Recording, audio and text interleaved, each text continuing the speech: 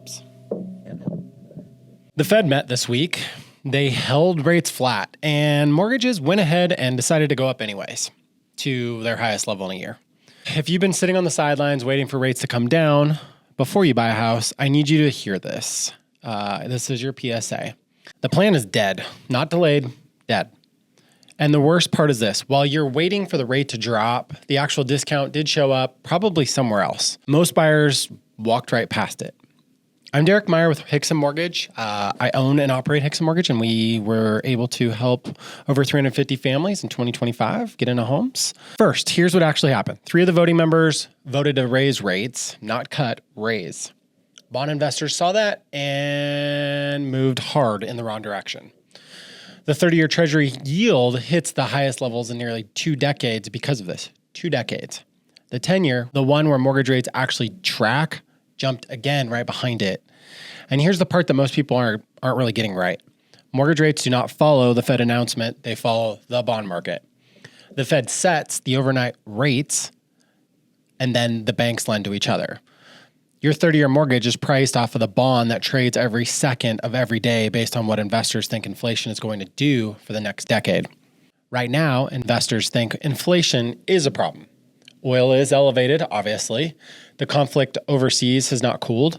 And when investors think inflation is the problem, they demand more yield. More yield means higher mortgage rates. That's it. I can end the video right here. That's the entire mechanism. So when you hear the Fed held rates steady and you assume your mortgage rate holds steady, you're actually watching the wrong screen. Second, let's talk about what waiting is actually costing people. Purchase applications dropped last week. Refinance applications dropped even harder, and I can feel that here too. People are just in a deer in the headlights pattern. They're absolutely freezing. And I get it. Freezing feels responsible. You're not spending, you're not committing, you're kind of just watching and waiting for the better moment. But guys, waiting is not free. It just moves the cost somewhere you can't see. So ask yourself, what are you waiting for? Lower rates? Nobody at the Fed is promising you lower rates. 3 of them just voted to go the other direction. And here's the trap that I don't want to say out loud. So rates do drop next year. What happens? Every frozen buyer in the country unfreezes on the same day. Inventory that took 1.5 years to build gets eaten away in 90 days. Multiple offers come back. Appraisal gaps come back. Waived inspections come back. Higher offers come back. You will save on the rate and hand every dollar of it back to the price. You can refinance a rate. You cannot refinance a purchase price. And third, and this is the most important part nobody's talking about, in my opinion, where the money actually is right now. Builders and builders' confidence just fell again. The index is at 34. Anything under 50 means builders seeing this market as more bad than good. And they have been under 50 for a while. 60% of builders in this country are using sales incentives right now. The builder I work with is too. Every builder I know in town also. That is 16 straight months of above 60%. 37% are cutting prices outright. Read that again. Almost 2 out of every 3 builders are paying money to get you into a house. And it's working. They're a business. They have to make sales. New home sales hit a 3-month high in June, not only because buyers got confident, but because builders got super aggressive. And this is where the discount went. It's not the rate anymore. It's in the concession. Fourth, what this looks like here at home. Central Oregon is telling the same story. Bend, Oregon, telling the same story. Inventory in Bend has climbed hard off the spring lows. We're sitting near 3.5 months of supply. Homes are taking roughly 2 months to sell, and a large share of active listings have already taken a price cut before they ever got an offer. It's not a crash.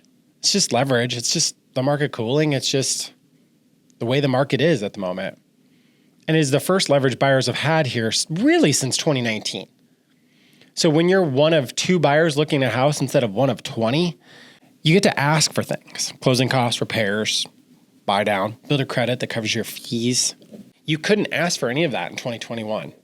You can ask for all of that now. And then fifth, here's how I actually would put a deal together. I'm a broker and a banker, so I can shop around or I can use my own money. That means I'm not selling you one company's shelf of products. I'm staying honest across the platform. I can shop your file across a huge number of lenders and find the program that fits the shape of your situation. Self-employed, VA, USDA, zero down, down payment assistance, bridge financing, Whatever the file looks like, there's usually a door. I'm also the preferred lender for Polish Homes, one of the largest builders in the Pacific Northwest. They give my clients access to builder incentives an outside lender simply cannot get. Not probably cannot, simply cannot. And we're aggressive here at Hixon. We tend to match or beat any legitimate offer you can bring us. So the play is simple. Go shop, get every quote you can find, bring me the best one, I'll meet it. And if I can't, I'll walk you right into the other lender's office. Most buyers think they have to pick one, use the builder's lender and take the incentive, or shop around and chase pricing. That is a false choice. You should get both. And if you're getting one, somebody is making money on your confusion. One more, and this is for anyone who owns a home right now and feels stuck in it. If you're buying new construction, you can often negotiate the builder's incentive credit to cover the cost of a bridge loan or the trade-in program, which means you buy the new home first, you move on your timeline, and then you sell the old one. And the tool that made all that possible costs you effectively nothing because the builder just went ahead and paid for it. It's really not a loophole. It's happening all day, every day. And this is just knowing which levers exist and asking for them before you sign. So let's put the whole thing together. Rates suck. Suck. They're at a 1-year high. The Fed just told you they were more worried about inflation than they are about your mortgage payment. Waiting is not a strategy. It's a bet. And right now, it's a bad one. Meanwhile, builders are handing out concessions at levels we haven't seen in years.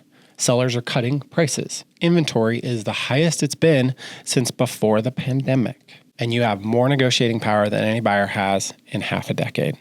The rate is not the deal. Affordability is a play, but the rate is not the deal. The deal is the deal. If you want to see what that looks like and your actual numbers, reach out. We'll run it straight at you. And if the buying does not make sense for you right now, we'll tell you that too.